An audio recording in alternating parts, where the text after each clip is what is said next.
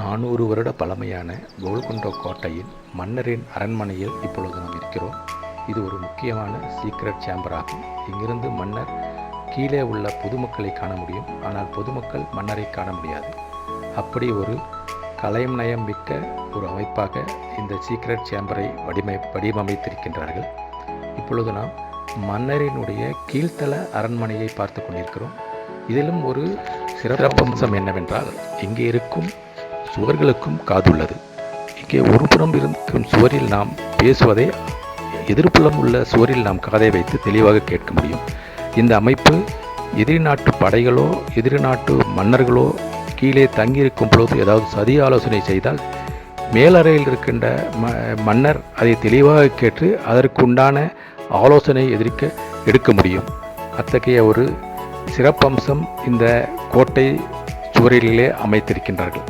இப்பொழுது நாம் கோட்டையின் அந்தப்புறத்திற்குள்ளே சென்று கொண்டிருக்கிறோம். இது மகாராணியுடைய அந்தப்புறம் மற்றும் அரண்மனையாகும். இங்கே பல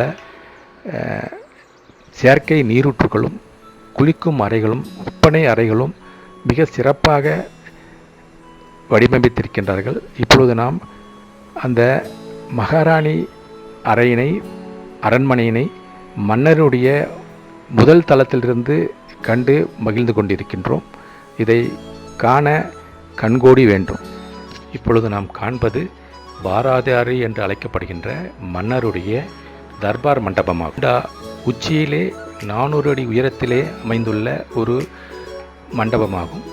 இந்த பாராதாரி மண்டபம் அமைந்துள்ள உச்சியிலிருந்து இப்பொழுது நாம் கோட்டையின் எழில்மிகு தோற்றத்தை கண்டு மகிழ்ந்து கொண்டிருக்கிறோம். இங்கிருந்து நாம் பலதரப்பட்ட அரண்மனைகளையும் வாயில்களையும் மன்னருடைய அரண்மனை மற்றும் படை வீரர்களுடைய தங்கும் இடங்களை இங்கிருந்து தெளிவாக காண முடிகின்றது.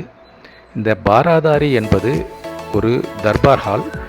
இந்த தர்பார் ஹாலுக்கு காற்று உள்புகுந்து இந்த மண்டபத்தை குளுமையாக வைத்திருக்கும் வகையிலே காற்று செல்லும் திசையை அமைத்து ஒரு ஏசி ஹால் போல் இதை வடிவமைத்திருக்கின்றார்கள். இது உண்மையிலேயே வியக்கத்தக்க ஒரு தர்பார் மண்டபமாகும். கோல்கொண்டா கோட்டை யுனெஸ்கோ வேர்ல்ட் ஹெரிட்டேஜ் சைட்டில் இருக்கிறது.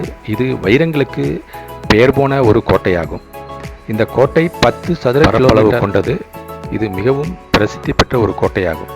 கோட்டையின் ஒரு சில முக்கியமான இந்த வீடியோவில் பதிவு செய்திருக்கின்றேன். அனைவரும் காண வேண்டிய முக்கியமான ஒரு கோட்டை.